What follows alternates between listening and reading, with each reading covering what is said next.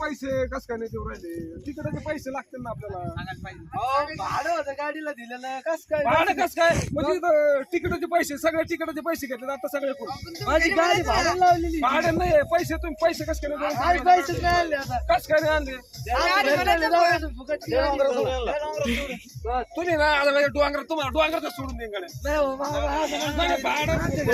खर्च तर द्यायला लागणार राव गाडीला डिझेल टाकायचं काही करायचं आम्हाला जागेवर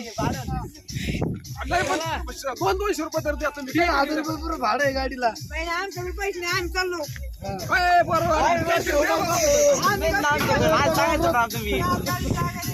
बरं घरी गेलं त्यांना बसा बसा बरं बसा